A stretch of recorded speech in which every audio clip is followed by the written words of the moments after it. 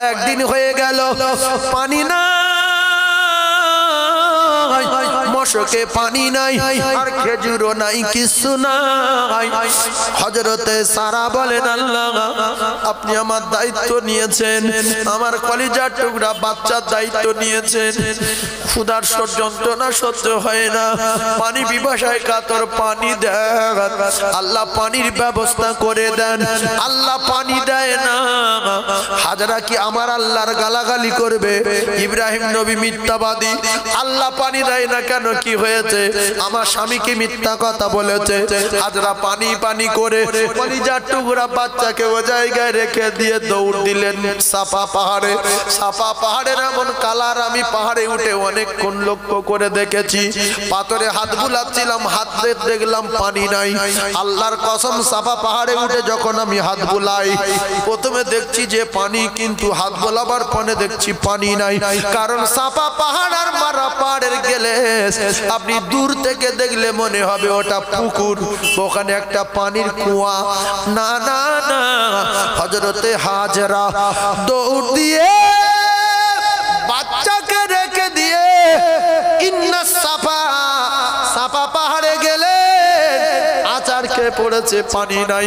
বাচ্চা কাঁদে মারা যাবে, পানি নাই, পানি নাই, পানি নাই।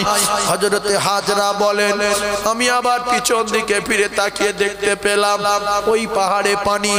1 কিলোমিটারের মতো রাস্তা রে কলিজার টুকরা।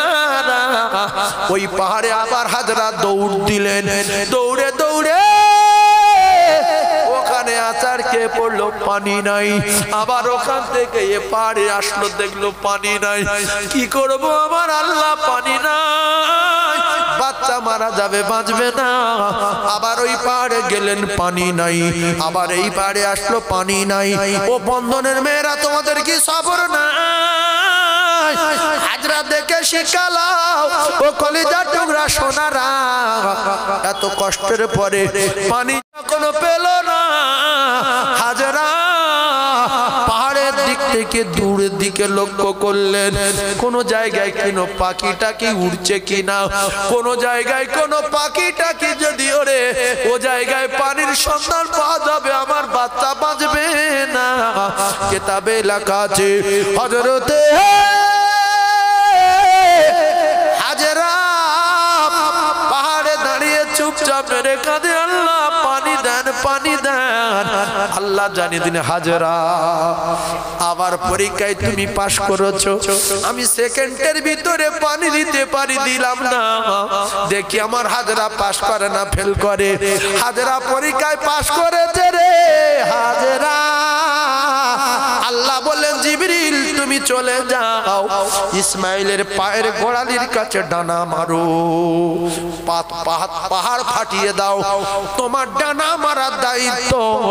আর আমি আল্লাহ ওখান থেকে পানির ফোয়ারা জারি করার দায়িত্ব আমি আল্লাহ আমার। জোরে বলো। অনেকে বলে ইসমাইল জবিউল্লাহ পা ঠুকে ঠুকে পানি বার করেছে, পাক্কা মিথ্যা কথা।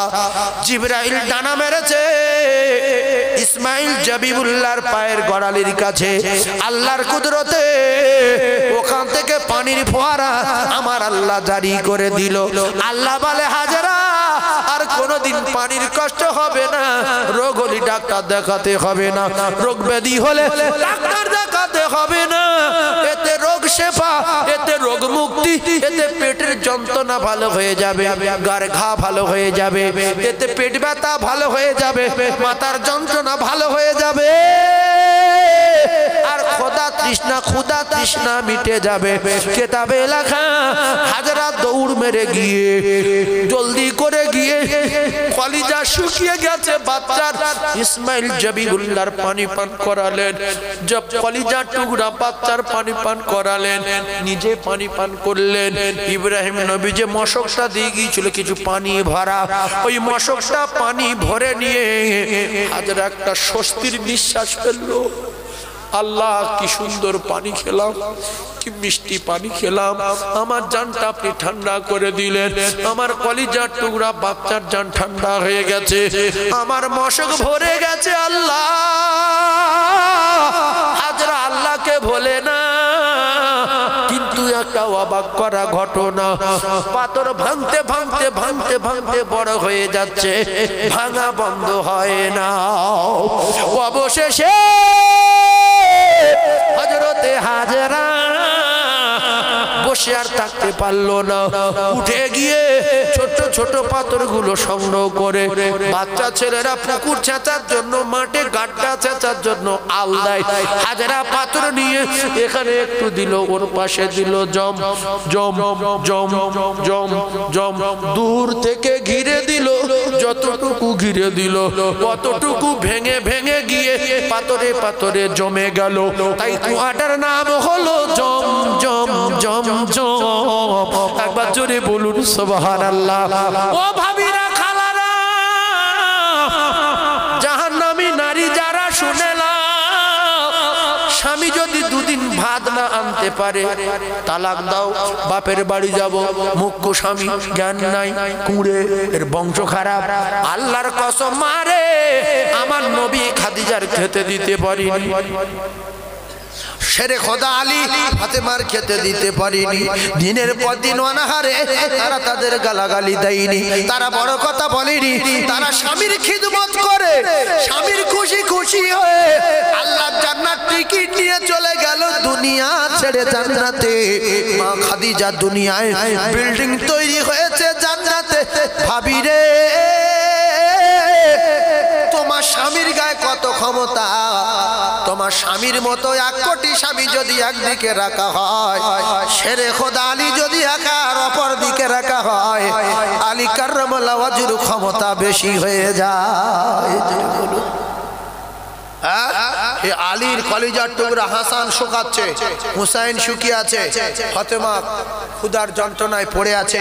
আলী কোন দোকানদারে গিয়ে মেরেছে, ঘুষি ঘুষি মেরেছে যে আমার বাড়িতে শুকুচ্ছে, তুই আটানে বসে আছে, তোল আটা তোল, ভালো তোল, আমার বাড়ি যদি বলতো তুমি কে, আমি আলী, সঙ্গে সঙ্গে দোকানদার দোকানের ভিতরে অজ্ঞান হয়ে যাবে। আমার দোকানে আলী, শেরে খোদা, কারুর কিচ্ছু বলিনি।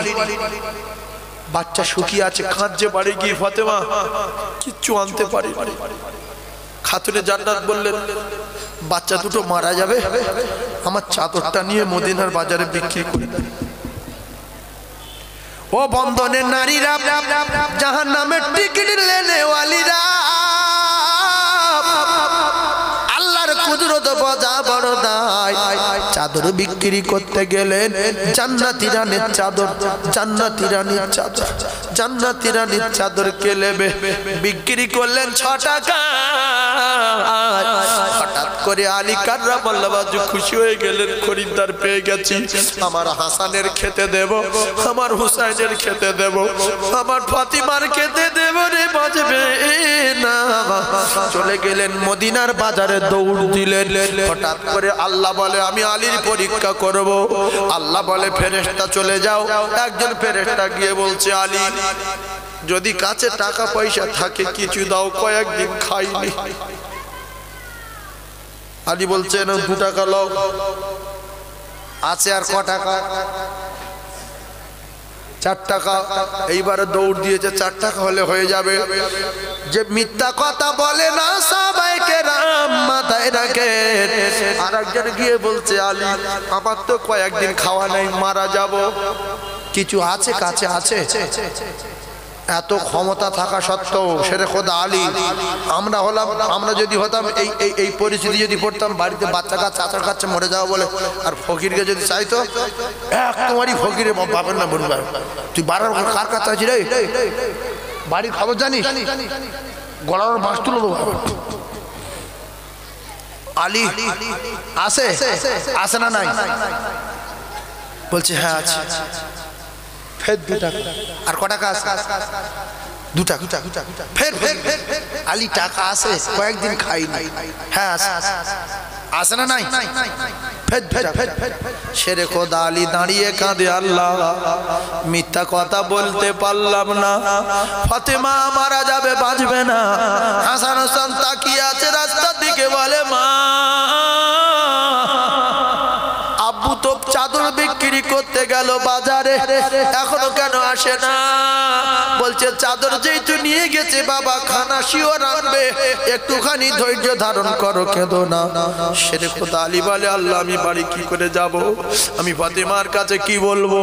যদি বলি দান করে দিয়েছি, বাচ্চারা আচার খাবে, আপু আমাদের খাওয়া নাই, আপনি সব চাদর বিক্রি করে দান করে দিলেন। হঠাৎ করে আল্লাহ বলল, এবারে কুদরতি খেলা শুরু। উটলারা আসছে, উটলারা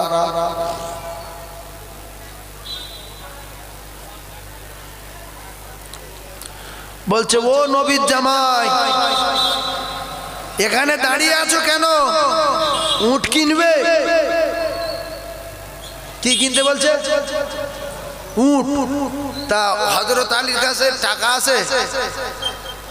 আমরা বলতে সঙ্গে সঙ্গে উটলার বাঁধন যে তুই উট কিন বিক্রি করি, বলছে আমার, তুই আমার জিজ্ঞেস করছিস কেন? কি বাঁধবে না কি জমাই করে দেবে? তো বলছে কি হয়েছে ভাই, মন মেজাজ খারাপ, উট কিনবে? বলছে ভাই উট কিনবো, আমার উট কেনার পয়সা নেই ভাই, আমার অবস্থা খারাপ, তোমরা যাও। বলছে তুমি নবীর জামাই, তো যদি উট কেন, তো তোমার টাকা যদি না থাকে বাকি দেবো। তা বলছে বাকি দেবে? বলছে হ্যাঁ। বলছে তুমি তো মিথ্যা কথা বলো না, আর তুমি তো লোকের ফাঁকিও দিতে পারবে না, কারণ হাসান হোসেনের আব্বা, ফের রাসূলুল্লাহর জামাই, ফাতেমার স্বামী, তোমার বাকি। বলছে হ্যাঁ তাহলে দাও। কত? বলছে 6 টাকা। বলছে তুমি বাজারে যত বিক্রি করবে আমার 6 টাকা দিয়ে দেবে। হযরত আলী বলল, তাহলে ইয়ে সুযোগ ভালো, উটটা বাজারে নিয়ে 60 টাকায় বিক্রি করে। এখানে আল্লাহর কুদরতে উট বাকি পেয়েছে, আর ওদিকে গিয়ে আল্লাহর কুদরতে খরিদ্দার সব রেডি। আলী উট বিক্রি করবে কত? 60 টাকা। সেকেন্ডের ভিতরে লাভ হলো কত? 54 টাকা লাভ হলো। সঙ্গে সঙ্গে পেয়ে গেছে 60 টাকা। বাকি টাকায় উঠ কিনে সঙ্গে সঙ্গে কত পেয়েছে? 60 টাকা। ফার্স্টে দান করেছিল ক টাকা? 6 টাকা। সেকেন্ডের ভিতরে 60 টাকা পেয়েছে, 6 টাকা দিয়েছে। কত টাকা আছে কাছে? 54 টাকা। আচ্ছা 54 টাকার কথাটা পরে বলছি। এই পরিস্থিতি যদি আমাদের কাছে কোনো ফকির যেত, তার পিঠে চামড়া থাকতো যে তোর বাপের কাছে ভিক করতে যাই, মারতো না। তাহলে এই যে মন নরম করে আল্লাহর কোরআনের উপরে বিশ্বাস করে দানটা করে ধৈর্য ধারণ করেছে বলে আল্লাহ সেকেন্ডের ভিতরে আবার 60 টাকা ফিরিয়ে দিয়েছে। এদিকে ফাতেমা কাঁদছে, আল্লাহ আমাদের কিচ্ছু নেই, রুজি নেই আপনার কাছে, আমার বাচ্চা বাঁচানোর জন্য কিচ্ছু নেই, নামাজের পার্টি, আল্লাহ আমাদের কিছু দেবেন না। হঠাৎ করে শাঁ করে ঘরের ভিতরে জাঁতা ঘুরছে আর আপনি আটা বার হচ্ছে, জোরে বলুন। এই জন্য ধৈর্য ধারণ করার দরকার আছে না নাই? এখনকার মুখ্য নারী, জাহান্নামী নারী, আমি যদি একদিন খাটতে না পারে, চাল আনতে না পারে, হাট বাজার করতে না পারে, তুমি বেড়া ছেলে হয়েছিল কেন, পুরুষ হয়েছিল কেন, পারবে না তো বিয়ে করেছিলে কেন, তুমি জাহান্নামের জন্য ছটফট করতে জাহান্নাম যায় বলে? এই মুখ্য নারী জাতির কলঙ্ক। ফাতেমা তো হযরত আলী গালাগালি করতে পারতো, মা খাদিজা তো রাসূলের বলতে পারতো যে আমার বিল্ডিং দিয়ে দিলাম, বালাখানা দিয়ে দিলাম, সম্পদ দিয়ে দিলাম, কোটি টাকা সব দান করে দিলাম, আপনার বাড়িতে শোয়ার জায়গা নাই, আমি পা ছড়িয়ে শুতে পারলাম না, একদিন একটা ছেঁড়া সারা ভালো শাড়ি পরতে পারলাম না, একদিন একটুখানি পেট ভরে খেতে পারলাম না, আপনি পারবেন না তো বিয়ে করেছিলেন কেন? এই জ্ঞান যদি কোনোদিন দেখাতো, আল্লাহর কসম আমার আল্লাহ পাকের তরফ থেকে মা খাদিজা কি সালাম পেত? যারে বলুন পেত? রাসূল বললেন, খাদিজা বললেন, ইয়া রাসূলুল্লাহ কোথায় শুয়ে আছি, দুমড়ে আছি কি বেঁকে আছি, ছেঁড়া শাড়ি পরে আছি কি ভালো শাড়ি পরে আছি, খাওয়া আছে কিনা কিচ্ছু দরকার নাই, আমার জীবনটা তো আপনার কদমে দিয়ে দিয়েছেন, দিয়ে দিয়েছি, আপনি যেখানে আমি খাদিজা সেখানে, খাওয়া লাগবে না, আপনি শুধু খাদিজা বলে ডাকবেন, আমার ক্ষুধা তৃষ্ণা ব্যথা বেদনা জ্বালা যন্ত্রণা সব দূর হয়ে যায় আর আমার কলিজা ঠান্ডা হয়ে যায়, জোরে বলুন সুবহানাল্লাহ। আর এখন যদি আলু আনতে বলে, যদি মনে না থাকে, টাকা আছে মনে নেই, বন্ধু বান্ধব পাল্লায় পড়ে ভুলে গেছে, ও সারা রাত আর এদিকে ঘুরবে না, ওই দিকে মুখে শুয়ে থাকবে, তাই বলবে সরে সরো সরো, ও ফের রাত্রি আলুওয়ালার কাছে গেছে, ভাই তোর দুটো পায়ে ধরেছে আলু দে, বিশাল খুশি মারছে আলু দে ভাই। তার হাতে পায়ে ধরে আলু নে, তার বাড়ি আসতে হবে যে তুমি আমার সোনা স্বামী, তুমি আমার পোশাক, আমি তোমার পোশাক। হুন্না লিবাসুল্লাকুম ওয়া আনতুম লিবাসুল্লাহুন্না, কোনো চিন্তা নাই। আরে নাই আলু আজ না খেলাম, কালকে আনবে, নাই পরশু হবে, নাই না খেলাম, তুমি খুশি আমি খুশি, তুমি ভালো আছো তো, এসো ভাত খেয়ে নাও। বলে পাশে বসিয়ে যদি ভাত দুটো গালে তুলে দেয়, একটু পানি মুখে দেয়, ওই গেলা সে জায়গায় মুখে পানি খায়, সারা রাত মহব্বত বাড়বে না কমবে? মুখ্য নারী জাতির কলঙ্ক, স্বামী থাকা সত্ত্বেও অন্য পুরুষের কাছে ফোন করে, এমন জাতির কলঙ্ক মেয়ে আসে না নাই? স্বামী বাড়ি আছে, স্বামী হয়তো একটু দুর্বল, একটু কালো, দেখতে খুব ভালো না, ওজন কম, ও ওজনওয়ালার ছেলের কাছে ফোন করছে যে তোমার যা বডি, ভাত টাত লাগবে। আল্লাহ তোমার যে কথা শুনলে আমি আমার ভাত খাওয়া হয়ে যায়, আল্লাহ তোমার সঙ্গে আমার বিয়ে দিতে পারিনি, দেখা পাইনি, এই নিল আমার বিয়ে। ও বলছে চিন্তা করো না, খুব তাড়াতাড়ি তোমার বাচ্চা কাচ্চা রেখে আমার সঙ্গে চলে আসতে হবে। এই সীমার বংশ দুটো বাচ্চা ফেলে, স্বামী ফেলে, সোনার সংসার ফেলে পালিয়েছে না পালাইনি। আর দুটো একটা জান্নাতি নারী আছে, জান্নাতি নারী, স্বামী মারা গেছে, একটা বাচ্চা হয়েছে, স্বামী মারা গেছে, ওই নারী আর কোনো জায়গায় বিয়ে করেনি, শ্বশুরের কাছে, দেওরদের কাছে, শাশুড়ির কাছে একটা বাচ্চা নিয়ে জীবন কাটিয়েছে। আর এরা বাচ্চা কাচ্চা ফেলে রেখে বডি চওড়া দেখেছে পালাচ্ছে। বডি কি করবে তোমার, বডি কি হবে? এই বডি তো দুনিয়া শেষ হয়ে যাবে। আর আল্লাহর জান্নাতে গেলে সুখ আর শান্তি শুরু হবে, জীবনে শেষ হবে না। তাই দুটো একটা নারী আছে, এদের বডির দরকার লাগে না, সুপুরুষ দরকার লাগে না। বাম্মা খুশি হয়ে যাতে বিয়ে দিয়েছে, তাতে খুশি হয়ে জীবন কাটিয়ে দিয়েছে। আল্লাহর কসম, রাসূল বলেছে স্বামী যখন দোয়া করবে স্ত্রীর জন্য, স্ত্রী কবর আযাব আল্লাহ নাজাত দিয়ে ওই স্ত্রীর কবর বেহেশতের বাগান বানাবে। জোরে বলুন সুবহানাল্লাহ। তাহলে আল্লাহ যেখানে দিয়েছে সেই স্বামী নিয়ে খুশি হয়ে থাকার দরকার আছে না নাই? তুমি রুজির মালিক ছেড়েছো, রুজির মালিক, রুজির মালিক আমার আল্লাহ। আল্লাহ পাক আমাদের প্রত্যেককে কবুল করেন। জোরে বলুন আমিন।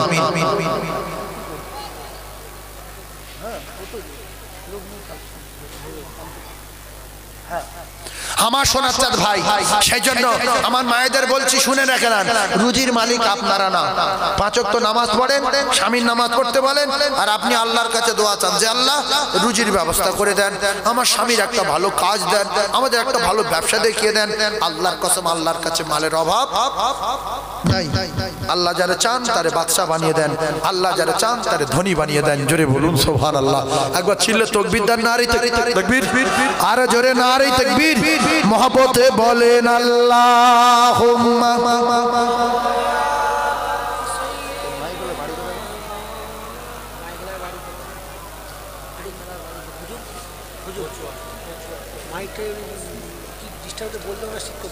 বলছি একটু টোনটা বাড়িয়ে দিলে হতো। মাইকটা ভালো, কিন্তু মাইকগুলো চেপে রাখছে, বুঝতে পেরেছেন? মানে একটু টোনটা বাড়িয়ে দেন না বাবু, মাইকটা ভালো, মাইক টোনটা বাড়িয়ে দেন। আরো জোরে জোরে বলেন লা ইলাহা, সবাই বলেন লা ইলাহা,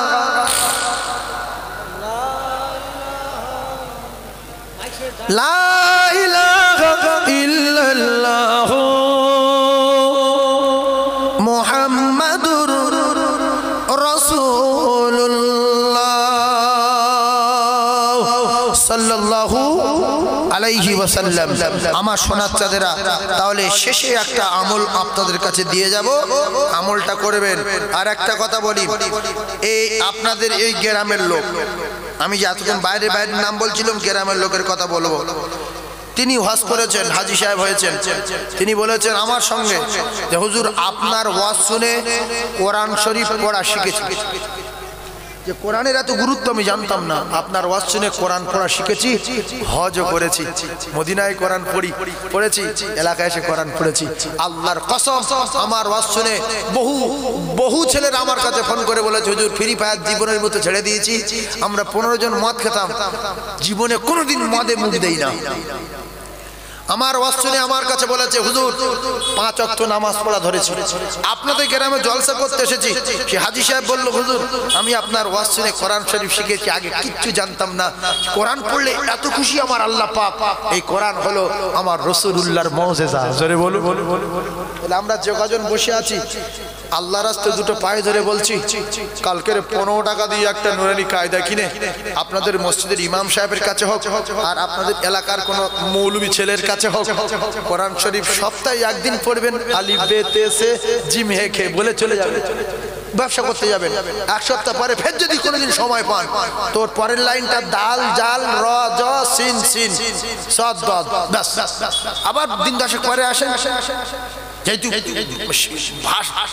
শিক্ষাটা খুব নোংরা শিক্ষা, তো তাই বেশি সময় দেওয়া যাবে না, সপ্তাহে একদিন শেখে, 15 দিন পরে একদিন শেখে, যেহেতু বাজে শিক্ষা।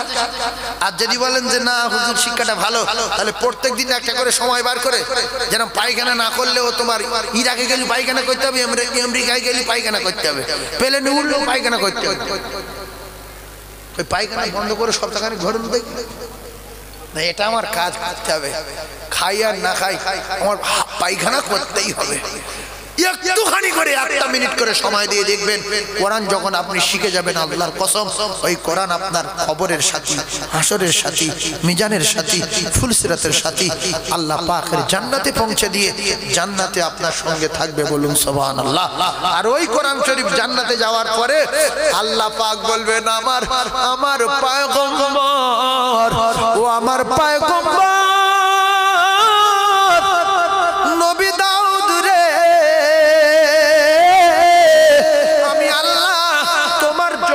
বড় মধু দিয়েছিলাম, মাছেরা ঝাঁকে ঝাঁকে জবুর কিতাব শুনতে আসতো, মাছেরা ঝাঁকে ঝাঁকে জবুর শুনতে আসতো, আর পাখিরা দলে দলে জবুর শুনতে যেত।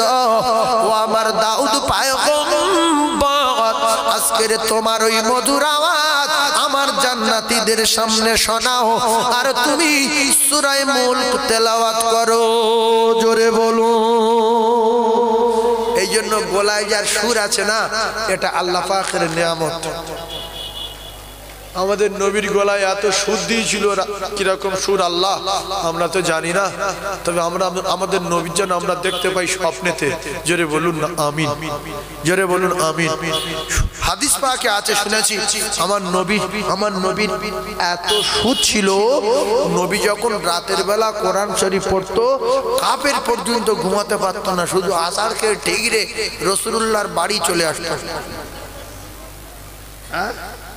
আল্লাহ বলবেন, এইবার আমার দোস্ত কোরআন শরীফ পড়বে, সমস্ত জান্নাতীরা শুনবে, ও দোস্ত তোমার গলায় এত মধু দিয়েছিলাম, তুমি যখন কোরআন পড়তে আবু জেহেল লাফাতো, উতবা সাহেবা থাকতে পারতো না, আবু সুফিয়ান দৌড়ে চলে আসতো তেলাওয়াতে।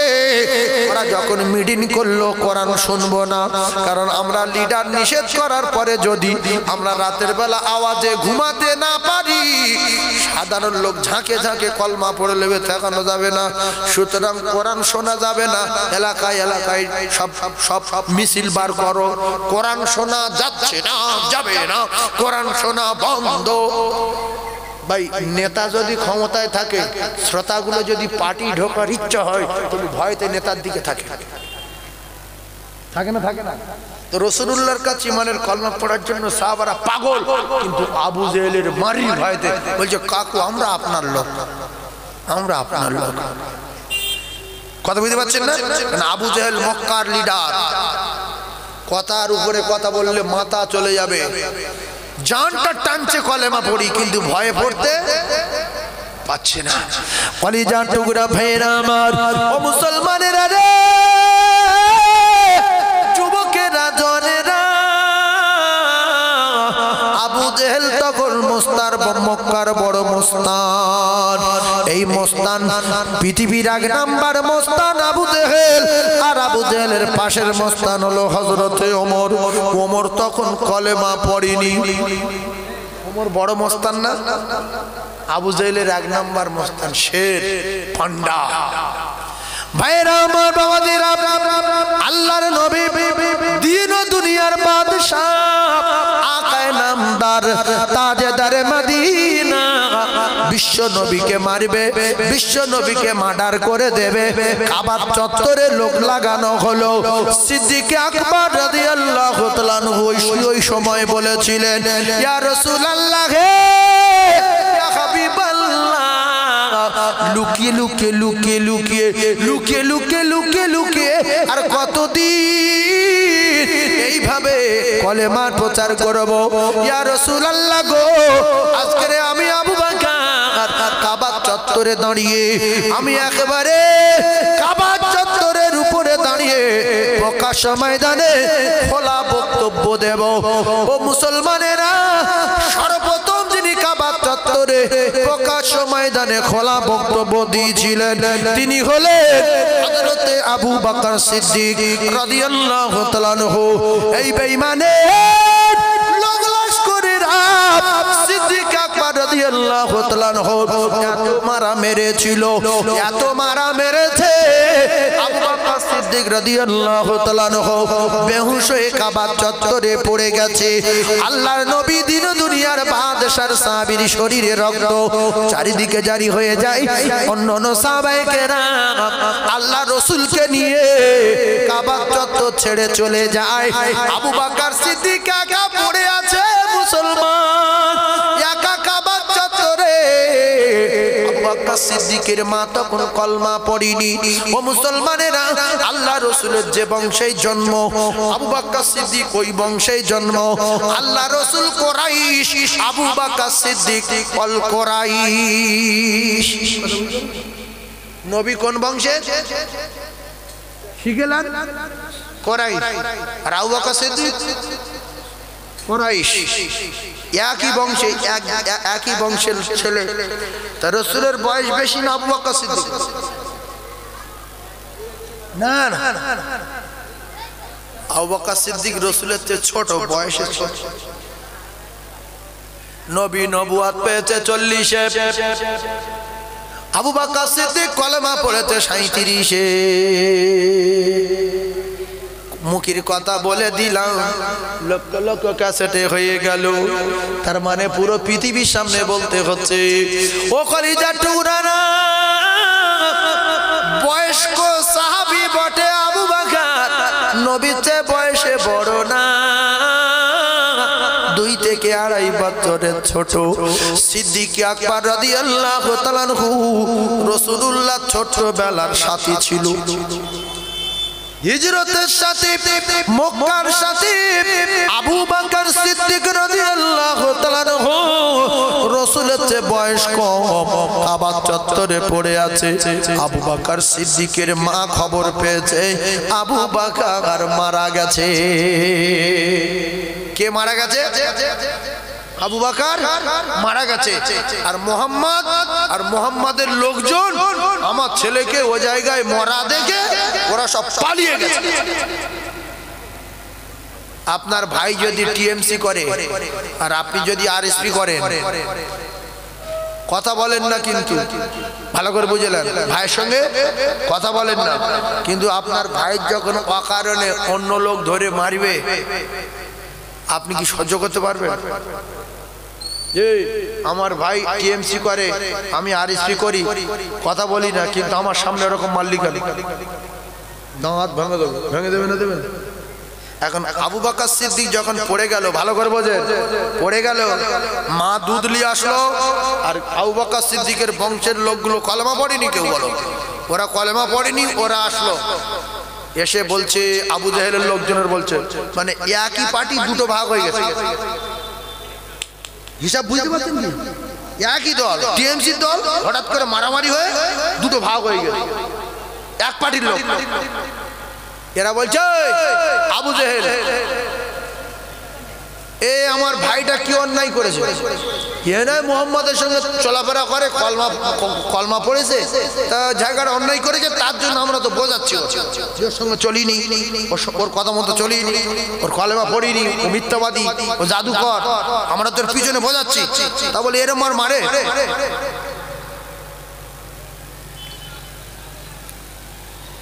দুই দলে কথা কাটাকাটি হচ্ছে। হঠাৎ করে আবু বকর সিদ্দিকের জ্ঞান ফিরে গেছে। জোরে বলুন না সুবহানাল্লাহ। কার জ্ঞান ফিরেছে? আবু বকর সিদ্দিকের জ্ঞান ফিরেছে। মারামারি এখন লাগেনি, এবার লাগবে, কিন্তু জ্ঞান ফিরে গিয়েছে। জ্ঞান ফিরে গিয়ে চাস্তবাদ দেখছে, ফুতবাদ দেখছে, মামাতাবাদ দেখছে, মাত দেখছে, পাড়ার ভাইদের সব দেখছে। তাহলে ওদের কাছে তো বলা দরকার যে তোরা থাকতে আমার মারলো। জ্ঞান ফিরে যাওয়ার পরে বলছে ইয়া রাসূলুল্লাহ, নবী কই, নবী কই, আমার নবী কোথায়? আমার নবীকে কেউ মেরেছে রে, আমার নবীকে দেখতে পাই না কেন?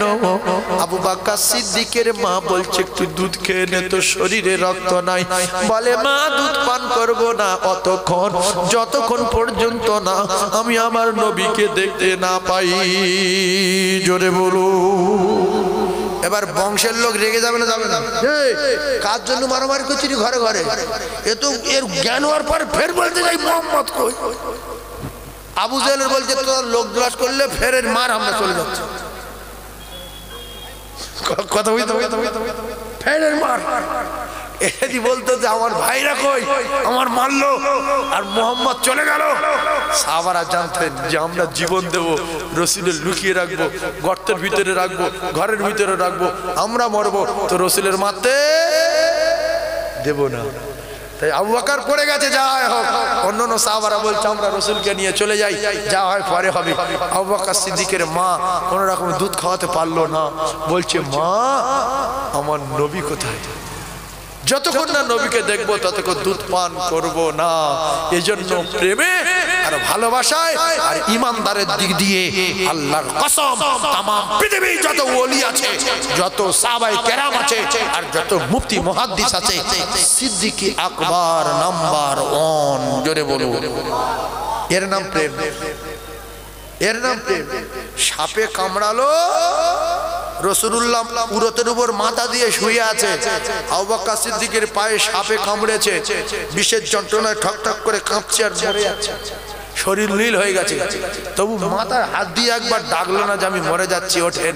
আবু বকর সিদ্দিক বলছে আমি তো জীবনটা রাসূলের কদমে দিয়ে দিয়েছি, তাহলে আমার জীবন বাঁচানোর জন্য নবীর ঘুম ভাঙাতে পারবো না।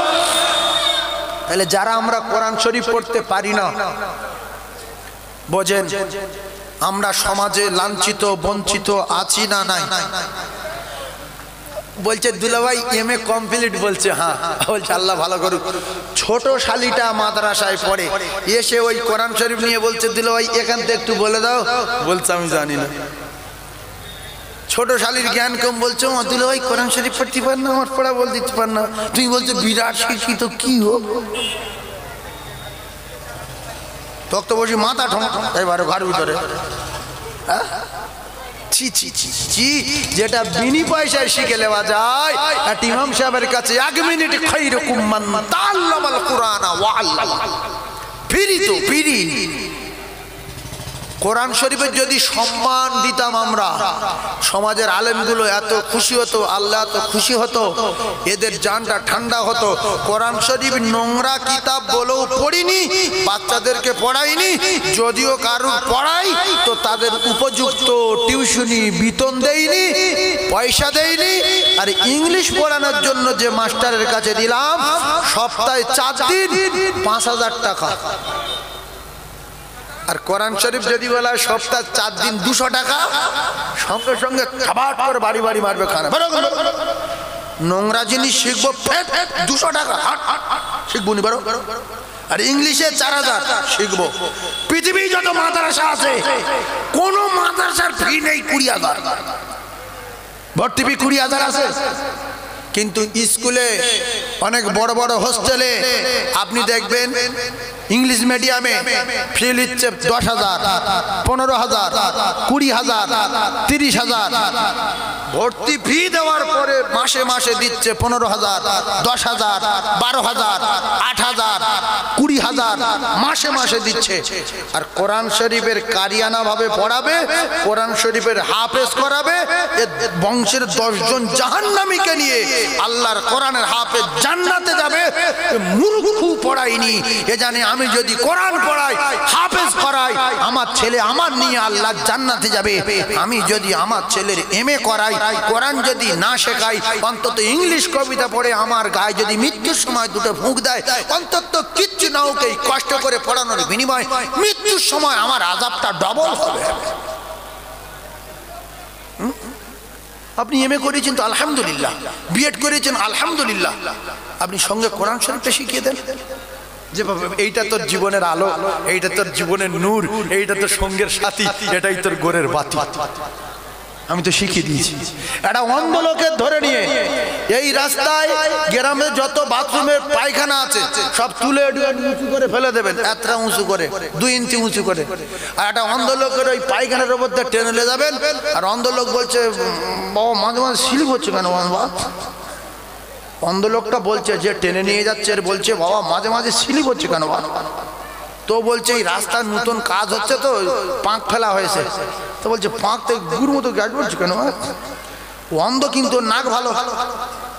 বলছে পাঁকের গ্যাস সাইডে বাচ্চারা পায়খানা করেছে, রাস্তায় সব নতুন পাঁক ফেলেছে। তো ও বিশ্বাস করবে না যে পাঁক ফেলেছে।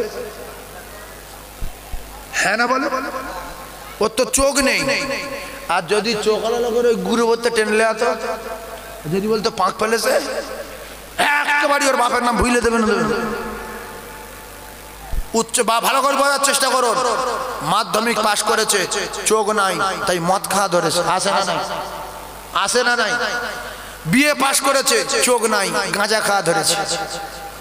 বিএড কমপ্লিট করেছে, চাকরি নাই, উল্টো পাল্টা বিয়ারা কাজ কারবারে লিপ্ত হয়ে গেছে। টেনশনে আমার চাকরি নাই, আমার চাকরি নাই, আমি এত পাস, এমএ পাস, আমি বিএ পাস, আমি বিএড কমপ্লিট করলাম, চাকরি নাই। একটা মাওলানা হয়েছে 10 বছর পরে, এর ভিতরে লাইট আছে, আল্লাহর কসম নূর আছে, জ্যোতি আছে। এ জীবনে মদকে রাস্তায় ঘুরতে দেখবেন না, এ লাইট মেরে দেখে নেবে যে এটা হালাল না হারাম, এটা মদ না সুদ, এটা কি। আপনারা একটা লোকের দেখাতে পারবেন একটা যোগ্য আলেম রাস্তায় মদকে মাতলামি করে? কিন্তু ওই 10 বছর পরে মাধ্যমিক পাশ করেছে, মাধ্যমিক পাশ ছেলে মদকে রাস্তায় ঘুরে নজির আছে না নাই? আর ওই মাধ্যমিকের সঙ্গে সঙ্গে যদি 6 মাস, 1 বছর না 6টা মাস ওর ভিতরে কোরআন ঢুকিয়ে দিতেন, কোরআনের জ্যোতিতে, কোরআনের পাওয়ারে, কোরআনের আলোতে, কোরআনের নূরের গতিতে, ও জীবনে নোংরা কাজ করবে না। কোরআন ওর বাধা দেবে যে তোর ভিতরে আমি আল্লাহর কোরআন রয়েছি, সরে যা। যেমন যারা 5 ওয়াক্ত নামাজ পড়ে, এরা দেখবেন নোংরা কাজের জায়গায় গেলে ওদের বিবেকে একটা বাধা দেয় যে আমি নামাজ পড়ি, দাঁড়িয়ে আছে, আমি তাস খেলবো না, আমি নামাজ পড়ি, দাঁড়িয়ে আছে, আমি মদ খাবো না, লোকে খারাপ বলবে। এটা ভিতর থেকে আপনার বাধা দেয়। এটা আল্লাহ বলেছে ইন্নাস সালাতা তানহা আনিল ফাহশাই ওয়াল মুনকার। যাদের নামাজগুলো কবুল হয় তাদের নামাজ तमाम খারাপ কাজ থেকে বাধা দেয়, নোংরা কাজ থেকে এদের হেফাজত করে, বাঁচিয়ে নেয়। আর যারা নামাজ পড়ার পরে নামাজ হয় না, ওরা সব কাজ করবে, কোনো কাজে বাধা হবে না, কারণ ইন্নাস সালাতা তানহা আনিল ফাহশাই ওয়াল মুনকার। যার নামাজ নামাজির খারাপ কাজ থেকে বাঁচাতে পারেনি, ওর নামাজ কোনোদিন হয়নি। ও এমনি নামাজি নামে একটা ভণ্ড লোক, নামাজ পড়ে, লোকে নামাজি বললো বলে, আসলে নামাজি না। এটা আল্লাহ বলছে, আমি বলিনি। এরকম কিছু নামাজি আছে না নাই? নামাজ পড়ে মিথ্যা কথা বলে, নামাজ পড়ে হারাম ব্যবসা করে, নামাজ পড়ে লোকের আল ঢালে, নামাজ পড়ে লোকের সব মাস করে, নামাজ পড়ে চুরি করে। এ হলো জাতের চিটিং বাস। ইন্নাস সালাতা তানহা আনিল ফাহশাই ওয়াল মুনকার। যার নামাজ তার নোংরা কাজ থেকে বাঁচাতে পারেনি, আল্লাহ নিজে বলছে ওর নামাজ হয়নি। আর এর নামাজ হয় না বলে সাধারণ লোকের সঙ্গে ঝগড়া বাঁধালে ওই নামাজের দায় দিয়ে বলে যে তুই 5 ওয়াক্ত নামাজ পড়িস, তোর ভাষা পরিবর্তন হয়নি, তুই কি রে, তোর চরিত্র ঠিক হয়নি, তুই কি রে। আসলে আসলে নামাজের দোষ দিও না, ও নামাজি না, ও ভণ্ড, ওর কোনোদিন নামাজ হয়নি। ইন্নাস সালাতা তানহা আনিল ফাহশাই ওয়াল মুনকার। নামাজ तमाम বাজে কাজ থেকে বাঁচাবে। যদি নামাজ পড়ার পরে বাজে কাজ থেকে বাঁচতে না পারে, ওই নামাজিরই ভাবতে হবে আমার নামাজ হয়নি। ও কলিজা টুকরারা, রাগ করলে হবে না যুবকেরা রে। কখনো মালাকুল মউত আসবে, কোরআনে লেখা নাই, হাদিসে লেখা নাই, পৃথিবীর কোন কিতাবে লেখা নাই। মালাকুল মউত কখন আসবে আর কখন জান কবজা হবে।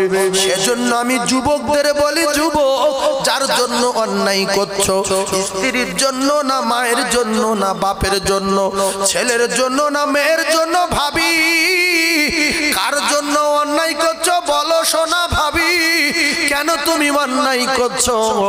আজকের জাতির কলঙ্ক কিছু নারী আছে নির্লজ্জ, বাচ্চাদের জন্য স্বামীর জন্য কঠিন কঠিন অন্যায় করছে।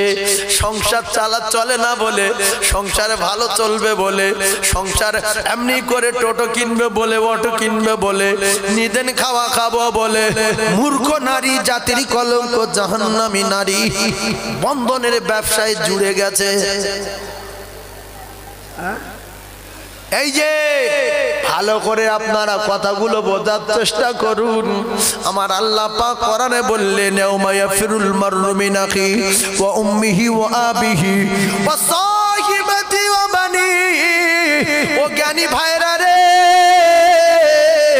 আপনি ছেলে মেয়ে জন্ম দিয়েছেন 20টা ছেলে মেয়ে জন্ম দিয়েছেন, ভিটে বাড়ি মোটা কাটা, প্রত্যেক বছরে একটা করে হয়েছে, প্রত্যেক বছরে একটা করে হয়েছে। এমন ভাবি আছে প্রত্যেক বছর বাচ্চা দেয়, এই রকম ভাবি আছে না নাই? আর জোরে বলে আছে তো। 20টা হওয়ার পরে এ বুড়ো মরে গেছে, এক কাঠা জমি কিনে নি, একটা দোকানও করিনি। 20 জন ওই এক কাঠা জায়গার ভিতরে বিরাট একটা হল মতো ঘর ছিল, ওর ভিতরে কোন রকম মানুষ হচ্ছে। আল্লাহ কি ওই বুড়ো ধরবে?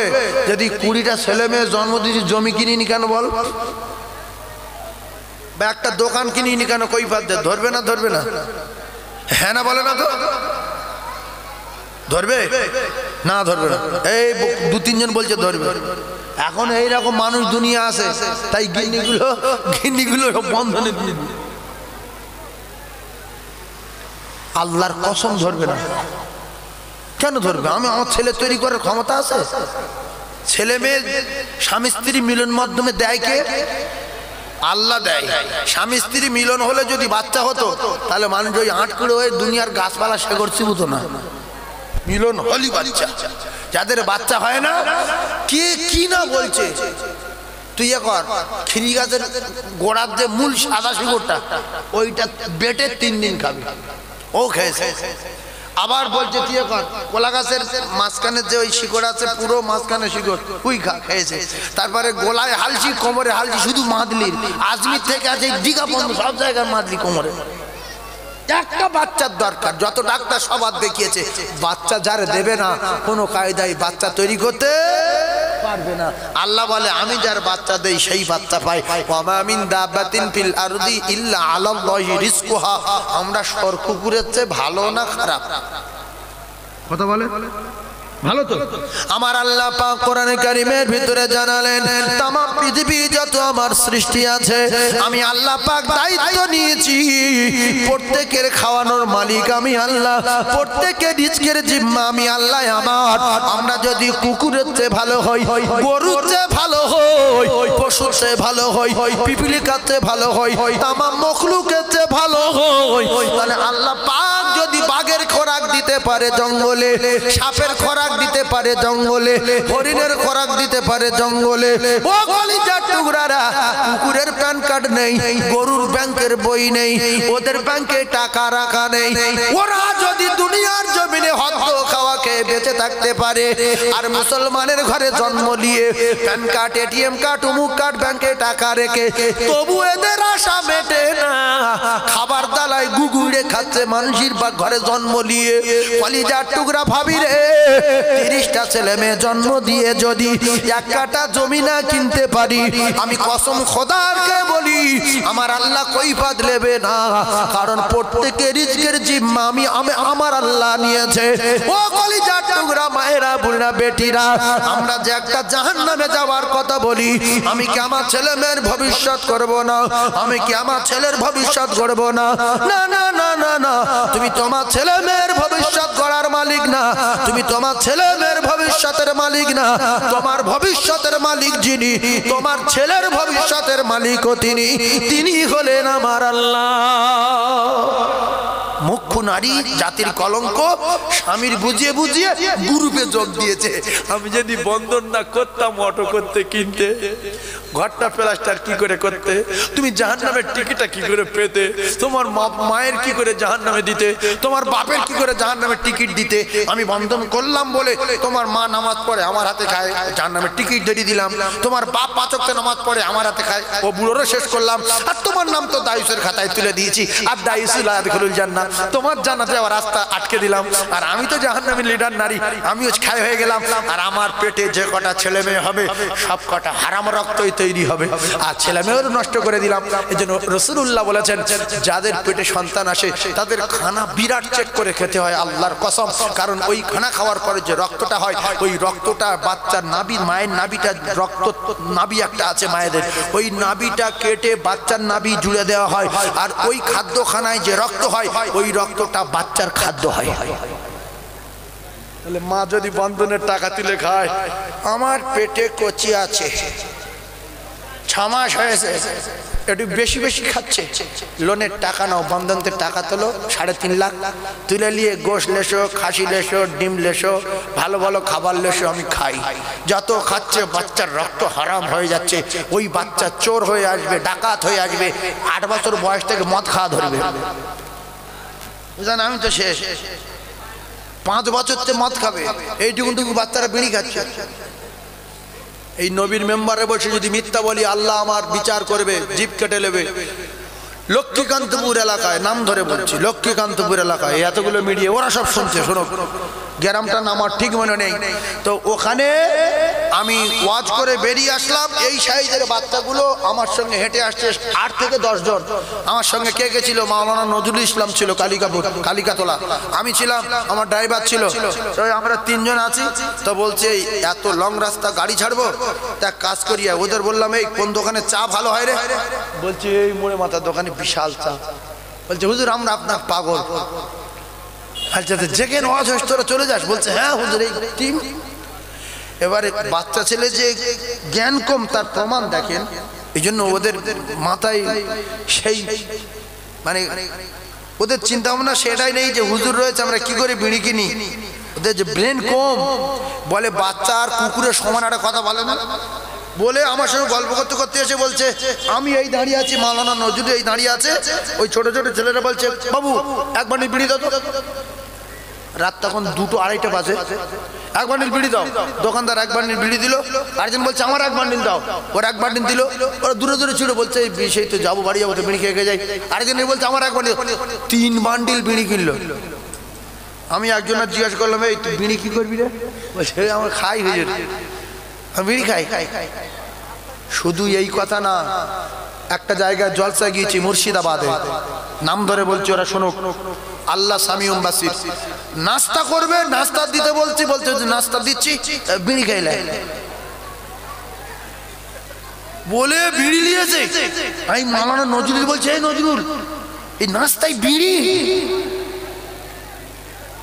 প্লেটে করে বিড়ি নিয়ে এসছে, যে আগুন জ্বালায় কি গ্যাস লাইটার, ও প্লেটে দিয়েছে। বলছে যদি অনেক বলবি খাই তো, আপনারা খান না? যদি না খান তাহলে আমরা চালিয়ে আসছি। হঠাৎ হটাও চালাও, মাওলানা দাউদ করে বিড়ি দিচ্ছ। এই কথা যদি কেমন লাগে, আপনারা অনেক মসজিদে বাইরে বাইরে গিয়েছেন, জানেন মসজিদ ইমাম সাহেব বিড়ি খেতে খেতে মসজিদে ঢুকছে নামাজ পড়াবে, মুসল্লিরা বিড়ি খাচ্ছে মসজিদের বারান্দায় বসে, আছে না নাই? অজু করে না, নামাজ পড়তে যাচ্ছে, বলছে বিড়ি খেলে অজু ভাঙে না। মশলা তো ঠিক জানো অজু ভাঙে না, কিন্তু বিড়ি খেলে তোমার মুখে যে ফাটাচ্ছে আরো গ্যাস বার হয়, এটা তুমি জানো না? তুমি তো সুবহানা রাব্বিয়াল আযীম বলবে, তোমার নাকের পাশে আমার নাক থাকবে, তোমার জন্য আমার কষ্ট হবে, আমার তো সুবহানা রাব্বিয়াল আলা বলা গুলিয়ে যাবে গ্যাসের ঠেলায়। যখন নাকের কাছে নাক দেবো, আপনার নাক আর আমার নাক 2 ইঞ্চি ফেরা, ও বলছে আর গ্যাস আসছে, আমার তো কিয়ামত হয়েছে। আমি ভাবছি আল্লাহ কার পাশে দাঁড়িয়েছে, আল্লাহ আমি সুবহানা রাব্বিয়াল আলা বলবো না, নামাজ হয় না, খিঁচে মিচে চুপ করে আছি। নামাজ পড়ার পরে বলছি ভাই তুই কি খাইছি রে? বলছে বিড়ি খেয়েছি, কালে গ্যাস নেই, কুলি করে নিয়েছি।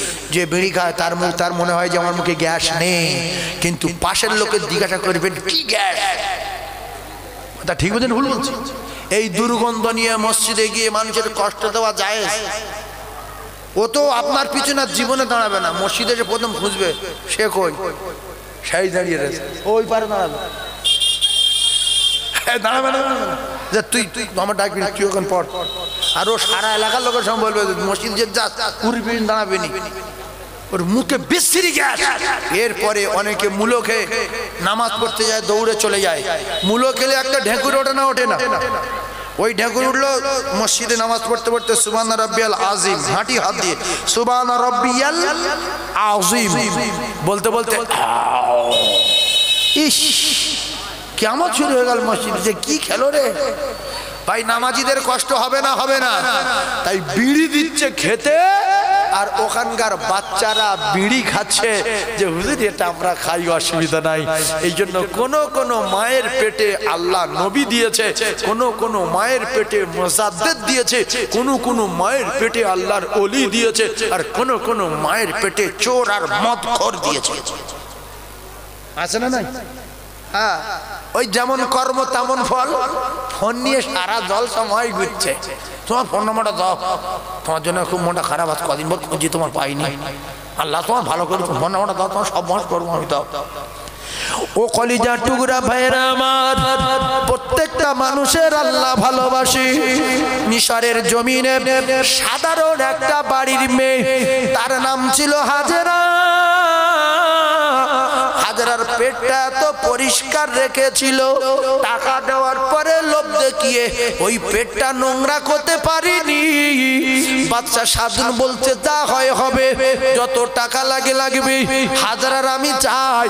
হাজেরা বলল ইজ্জতের মালিক আমার আল্লাহ, ইজ্জত দেব আমার আল্লাহর জন্য, আমার ইজ্জতের মালিক আল্লাহ, আমি ওই বেঈমানের হাতে ইজ্জত দেব না। জঙ্গলে কাটালেন, হাজেরাকে খুঁজে পেলেন না। কয়েকদিন পরে জঙ্গল ঢুঁড়ে খোঁজার পরে, চিরুনি তল্লাশি করার পরে হাজেরাকে জঙ্গলে দেখতে পেল। হাজেরা বলছে না, আমি জীবন দেব, কুমিরের পেটে চলে যাব, মাছের গালে চলে যাব, সাপের গালে চলে যাব, ইজ্জত দেব না। আল্লাহ পাকের কুদরতি কারিশমা বজা বড় তাই। ওখান থেকে দেখা গেল জেলেদের জালে পড়লো, হাজেরা বেঁচে ছিল। ওখান থেকে আবার ওই বেঈমানের লোক লস্করেরা ইমরান সহ ধরে নিয়ে বেহুশ অবস্থায় সাধুনের সেই কুকীর্তি করা ঘরের ভিতরে ঢুকিয়ে দিল, যে ঘরে জেনা ব্যভিচারী হয়। হাজেরার জ্ঞান ফিরে গেল। হাজেরা বলে আল্লাহ আমি কোথায় এসেছি? আমি তো জঙ্গল থেকে সাগরে ঝাঁপ দিয়েছিলাম। অবশেষে দেখা গেল ওই বেঈমান ঢুকে বলছে হাজেরা, আল্লাহ বলে কেউ যদি থাকতো আল্লাহ তোর বাঁচাতো, আল্লাহ বলে কিচ্ছু নাই। যদি আল্লাহ বলে কেউ থাকতো, তোর মতো অনেক মেয়ে আল্লাহ আল্লাহ করে চিল্লেছে, আল্লাহ তাদের বাঁচাতো। সুতরাং আল্লাহ টাল্লাহ বলিনি, ওসব কিচ্ছু না, মিথ্যা কথা। এখন আমি যেটা বলছি সেটাই শোন। আমার নিয়ম হলো ব্যভিচারী করা, ভালো ভালো মেয়ে ডেকে। তা বলছে বেঈমান আমার আল্লাহ সাহায্য সেকেন্ডে আসে। হাজরা কিন্তু আল্লাহকে বলেনি, আল্লাহর মদত সেকেন্ডে আসে। আল্লাহ জঙ্গলে সাহায্য করেনি, 7 দিন কেটে গেল, সাগরে করেনি। আমার আল্লাহ আমার সেই বেঈমানের বাড়ি দিয়েছে, এটাই শেষ পরীক্ষা। বললে আমার গায়ে হাত দিস না, আমার আল্লাহ আছে, সরে যা। বলছে এরকম অনেক ভয় দেখিয়েছে অনেক নারী, হবে না। যেই জড়িয়ে ধরতে গিয়েছে আল্লাহর তরফ থেকে চোখে এমন একটা ঝিলিক মরে উঠলো, চোখের যন্ত্রণা শুরু হয়ে গেছে। হাজরা কি করলি? বলছে আমি করিনি, আমার আল্লাহ করেছে। জোরে বলেন না সুবহানাল্লাহ, আরে জোরে বলে। হাজরা বলে, আল্লাহ বলে হাজরা তোর উপর আমি রাজি হয়ে গেছি, তোর ইজ্জত আর নষ্ট হতে দেব না। আমি তোর আমার খলিলের সঙ্গে বিয়ে দেব, এই যে তোর আমার দোস্তর সঙ্গে বিয়ে দেব, আর তোর পবিত্র পেটে আমি আল্লাহ নবী পাঠাবো, নবী। সেই হাজরার পবিত্র পেটটা পবিত্র ছিল বলে আল্লাহর পয়গম্বর ইসমাইল আলাইহিস সালাতু ওয়াস সালামকে মা হাজরার পেটে পাঠিয়ে দিয়েছিল। জোরে বলো। হাজরা যদি টাকার লোভে মিশরের সাধুনের সঙ্গে ব্যভিচারিতে লিপ্ত হতো, ওই পেটে আর নবী আসতো? আরে হ্যাঁ না বলে না, নবী আসতো। ও মায়েরা রাগ করলে হবে না, আমি বড় কড়া কথা বলবো এবারে। কেন ভাঙড় থানা তো আমি খুব একটা ভয় করি। ভাঙড় থানা তো কাশীপুর থানা, একটু আগে আসেন সোনা থানা কাশীপুর, একটু আগে আসেন কলিজার টুকরা লা ইলাহা। অন্য ভাইদের বসা বসার সুযোগ করে দেন। লা ইলাহা ইল্লাল্লাহ, জোরে লা ইলাহা।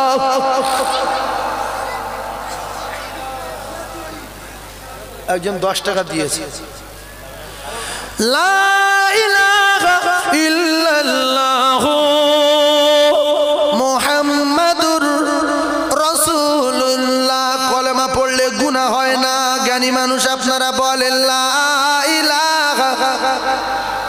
গুনার ভাই আসতে পড়ছেন, গুনাহ হবে না, জোরে বলেন লা ইলাহা ইল্লাল্লাহ। মাইকম্যানটা ভালো ভালো টোনটা আপনারা একটু সামনের দিকে সরে আসুন, ওই সাইডে। লা ইলাহা ইল্লাল্লাহ, জোরে লা ইলাহা।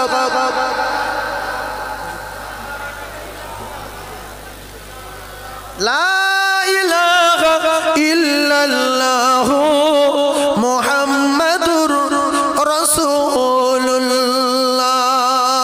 একবার জোরে তাকবীর দেন তো, নারী তাকবীর। তাহলে প্রত্যেকটা মায়ের পেট পরিষ্কার রাখার দরকার আছে না নাই? জোরে বলেন। ফাতেমার পেট এরকম পরিষ্কার ছিল, হাসান হোসেনের মা বলছে আমি আমার টোটাল জীবদ্দশায় হাজার হাজার যুবকদের ভিতরে ঘুরতো ফাতেমা, হাজার হাজার যুবকদের ভিতরে, রাসূলুল্লাহ সাহাবায়ে কেরামদের ভিতরে। আল্লাহু আকবার। বলছে টোটাল আমার জিন্দেগিতে আমার শরীরের কোনো একটা অঙ্গ আমার আব্বাজানের কোনো একজন সাহাবী দেখিনি। জোরে বলুন। আল্লাহ পৃথিবীর 1 নাম্বার 2টো বাচ্চা আর জান্নাতের 1 নাম্বার 2টো বাচ্চা, যেটা জান্নাতের সরদার হবে 2 ভাই, সেই 2টো সোনার মানিককে ফাতিমার পেটে পাঠিয়ে দিল। জোরে বলুন। ইসমাইল জাবিউল্লাহকে আল্লাহ হাজরার পেটে দিল। পরীক্ষা ছিল। এরপরে আমরা যে ধৈর্যহারা হয়ে যাই, সবর নেই, ধৈর্য নেই। ওই যে কোরআনে আছে ইন্নাল্লাহা মা'আস সাবিরিন, এরকম একটা আছে না নাই? আমরা যদি সবর করি আল্লাহর কসম আল্লাহর বদলা দেবেন। হাজরাত যখন রেখে গেল, ইব্রাহিম নবী কি মিথ্যাবাদী না সত্যবাদী? একটু কথা বলেন। সত্যবাদী তো। আপনারা ধৈর্য ধারণ করবেন, কি হবে দেখেন। সত্যবাদী ইব্রাহিম খলিলুল্লাহ হাজরাকে নিয়ে যখন রেখে গেল, একটা উঁচু মোটামুটি একটা কিছু পাথর টাথর জড়ো করা আছে সে জায়গায়, উঁচু একটা জায়গায় ওখানে রেখে গেল, আর চারিদিকে পাহাড়। ওই যেখানে রেখেছিল হাদিস শরীফের ভিতরে এসছে ওটা হলো আল্লাহর কাবা ছিল, কিন্তু কাবা শরীফ তখন ছিল না। ওটা আল্লাহর আদম নবীর তৈরি করা কাবা ঘরটা নূহ নবীর প্লাবনে নাস্তা নাবুদ আর বরবাদ হয়ে গিয়েছিল। ও জায়গায় রেখে গেল। আর হাজরা বলছে স্বামী নামবেন না। ধৈর্য ধারণ করলে কি হয় দেখেন। স্বামী গো আপনি নামবেন না? বলে না। বলে কেন নামবেন না? একটু সোনা মানিককে কোলে নিন, আপনার কলিজার টুকরা ইসমাইলকে একটু কোলে নিন। কোলে নেওয়া যাবে না, একটু নামুন। আমি নামতে পারবো না, কারণ সারা নিষেধ করেছে নামা যাবে না। বাচ্চা কোলে নিতে পারবে না।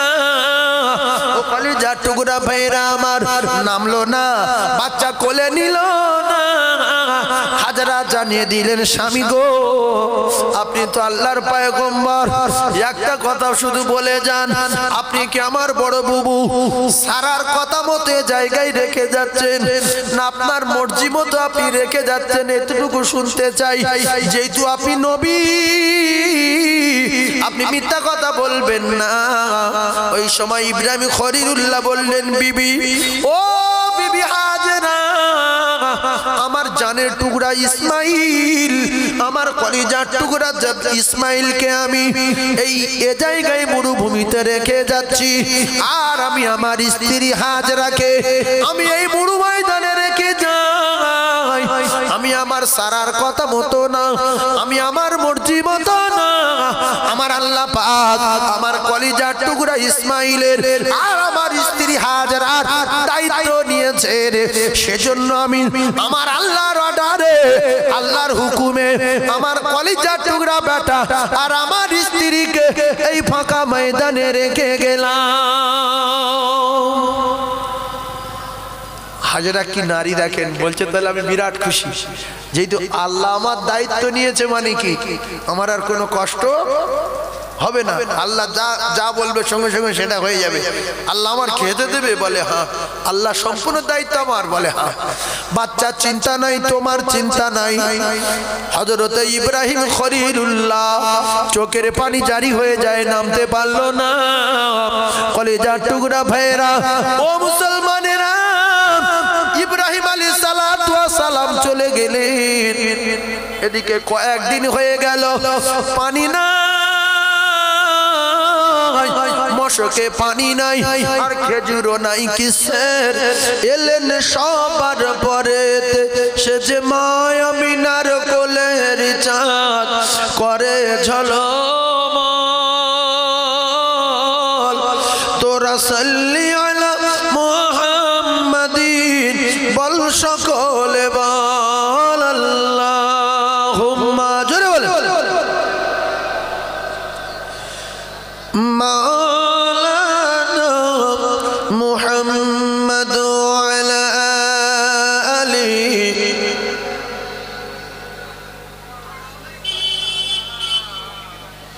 সকলে বলেন সাল্লাল্লাহু আলাইহি ওয়াসাল্লাম।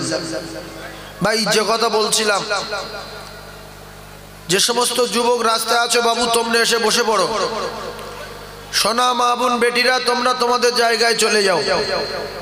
কমিটির তরফ থেকে তোমাদের জন্য সুন্দর ব্যবস্থা করা হয়েছে, এলসিডিও লাগানো হয়েছে, পর্দা। সেজন্য তোমরা পর্দায় থাকা মানুষ পর্দায় চলে যাও। সম্মানিতা মা জননীরা, আল্লাহর রাস্তে বলছি, তোমাদের সম্মান অনেক।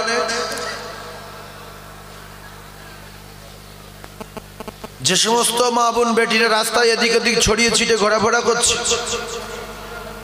আল্লাহর রাস্তে বলছি, আপনারা আপনাদের জায়গায় চলে যান, নাইলে এই জলসা গন্ডগোল হয়ে যাবে। বেটা ছেলে মোটে আসছে না, মেয়েরা যত পাক খাবে, বেটা ছেলে তত পাক খাবে। কি একটা ব্যাপার, আল্লাহ পাক জানে, বোঝাই যায়। সেই জন্য মায়েরা যদি পর্দায় চলে যায়, বেটা ছেলে সব চলে আসবে। কমিটির ছেলেদের বলছি, মায়েদের একটু আড়াল করে দেন, নাহলে বেটা ছেলে আসবে না।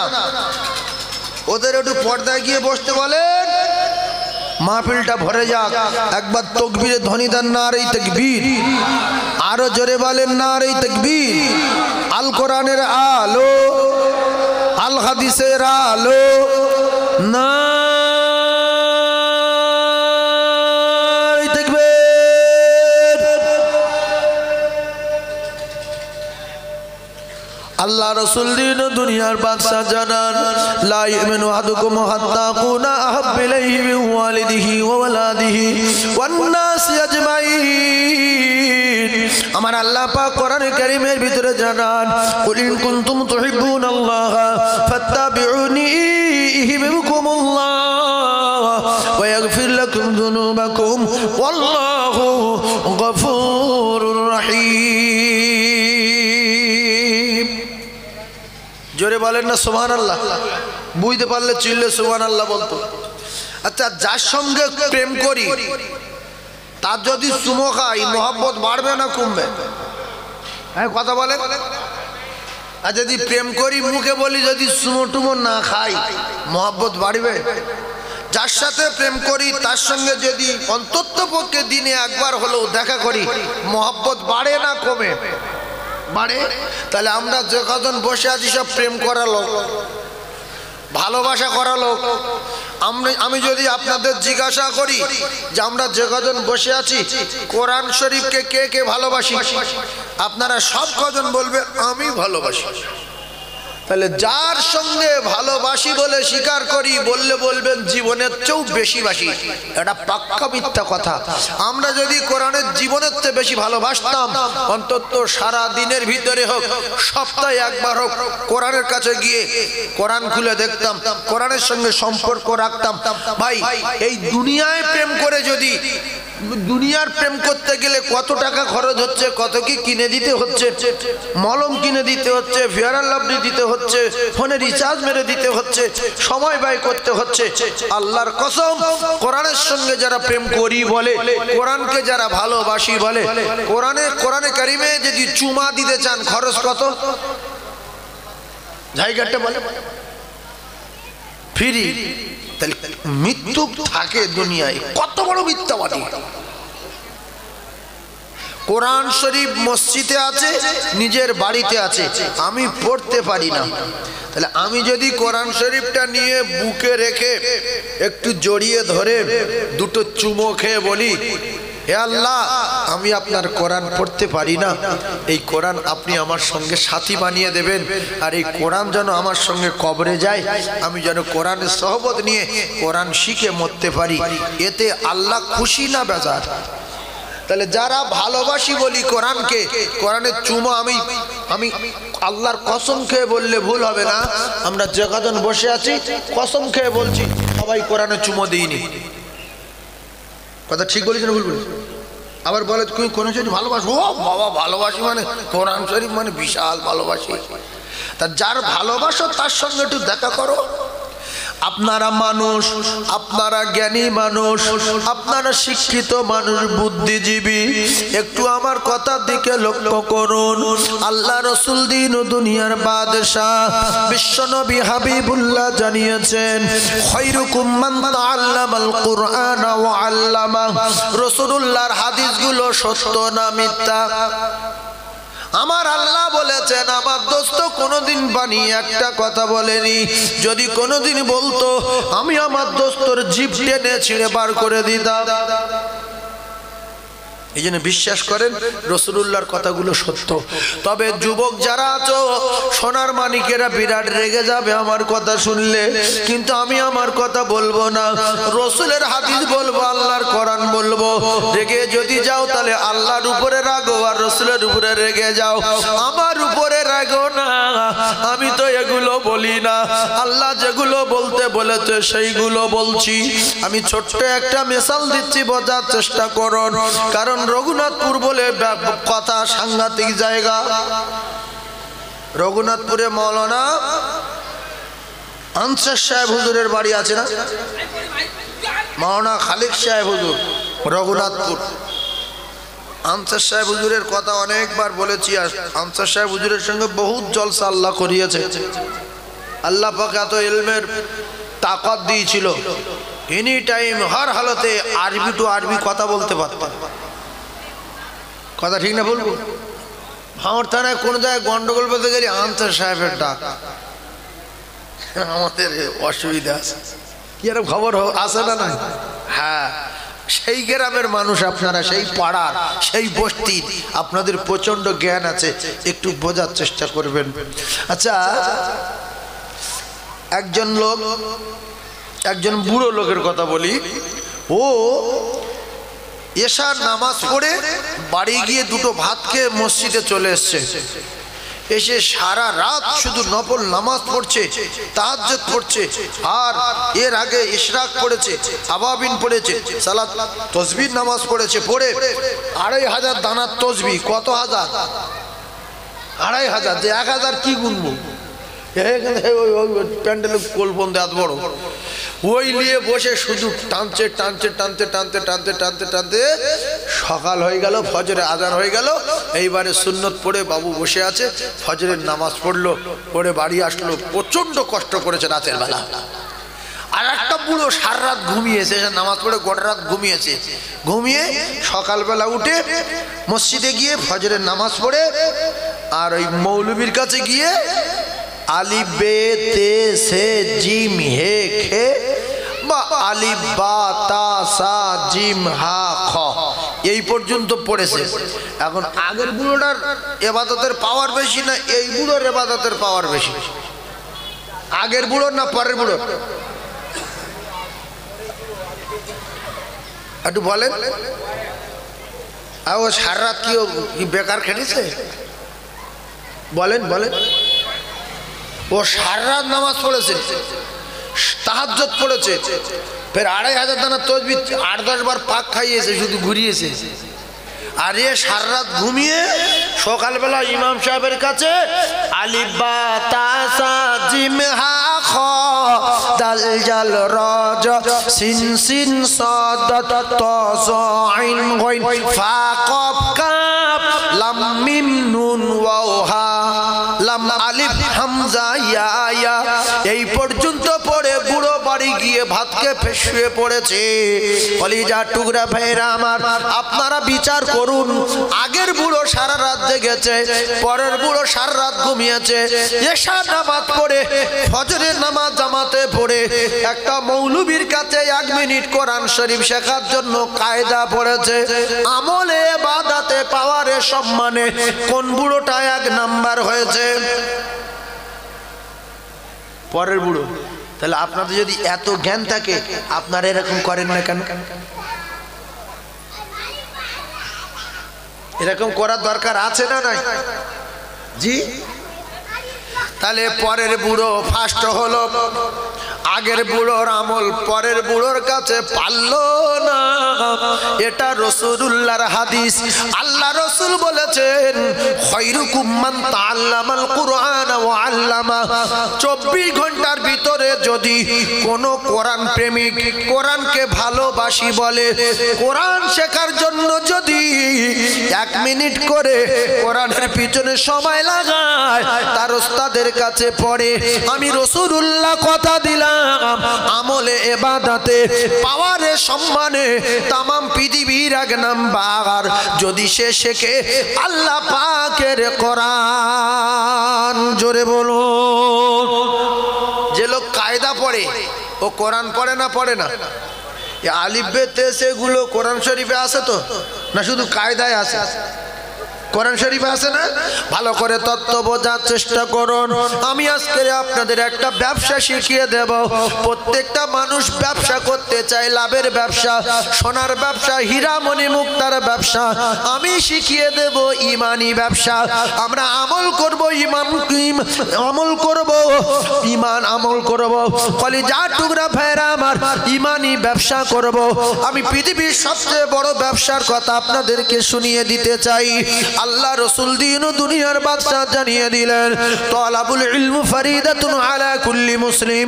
আমি রাসূলুল্লাহ কথা দিলাম, প্রত্যেকটা বেটা ছেলে, প্রত্যেকটা মেয়ে ছেলে দ্বীন শিক্ষা করা, ইলম শিক্ষা করা আমার আল্লাহ ফরজ করে দিয়েছে।